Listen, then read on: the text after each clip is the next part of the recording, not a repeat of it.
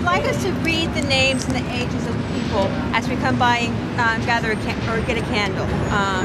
So we'll start from the beginning and just go all the way down to the end. We will not have enough people for the amount of names on the list, which is terrible. Jared Greenwood, 26.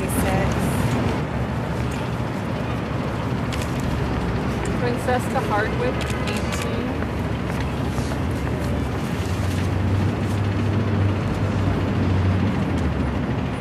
Naomi Hill,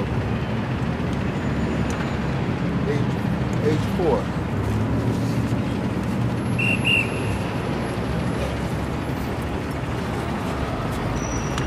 Shelley Ward, 7.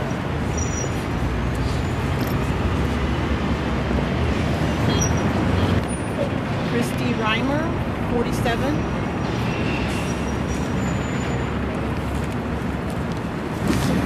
I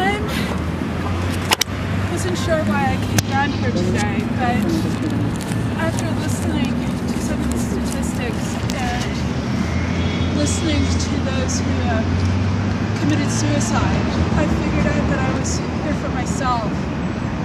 About 6 years ago, I was diagnosed with clinical depression before I received a diagnosis of Asperger's syndrome.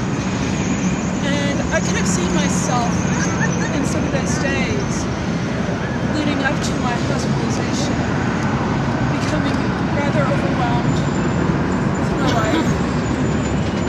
And probably, and only my beliefs kept me from committing suicide. So I could have seen myself ending up on the board as an unknown statistic. And so in that regard, I'm very much here for myself. Thank you.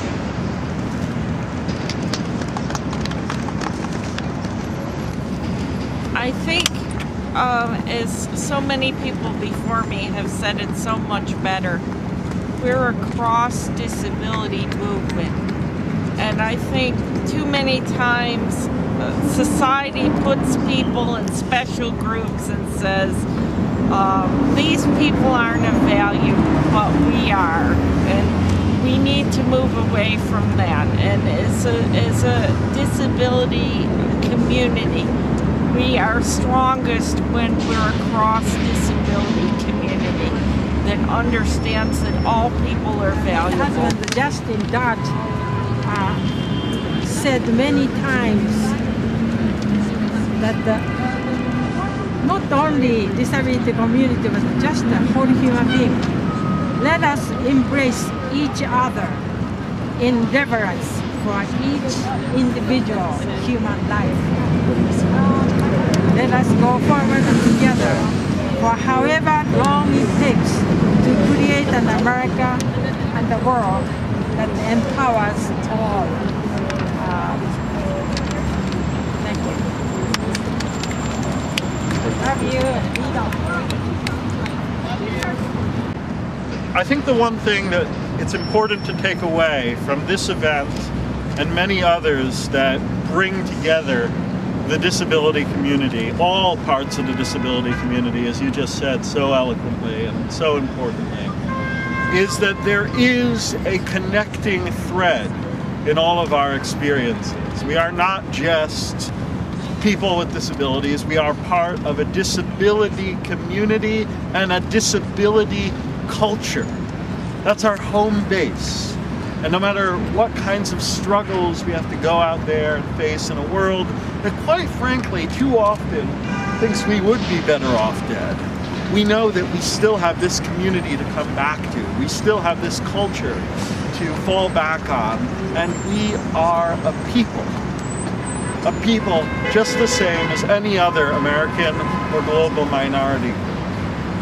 And so I ask, as you leave, to take a moment to look at the names on the board, if you can, but also to connect with somebody here who you haven't spoken to before, if you feel comfortable doing that, or even to connect with somebody who you have spoken to before, who is part of what community, disability community, means to you.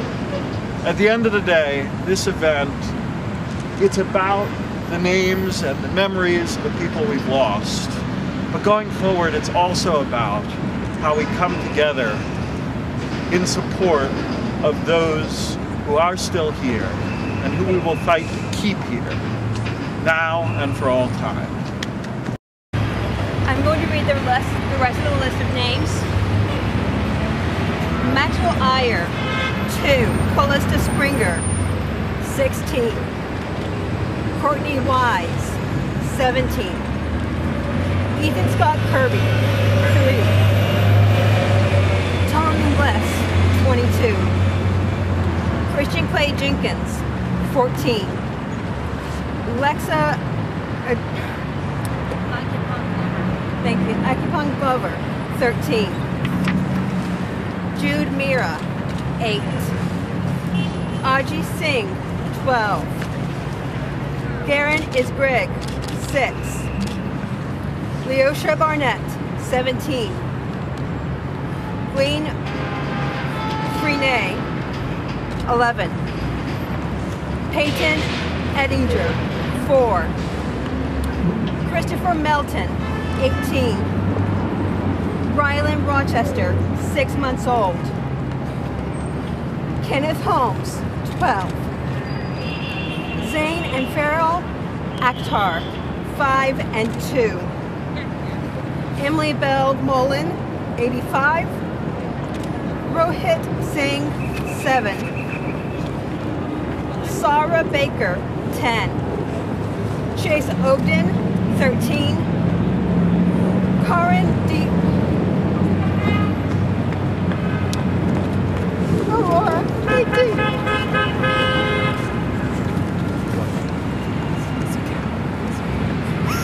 Chad Jackson, 25.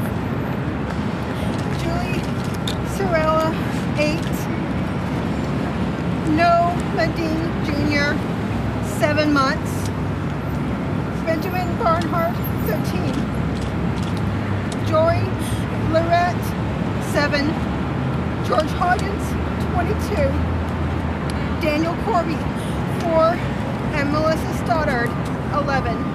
That one was as early as soon as December of this past year.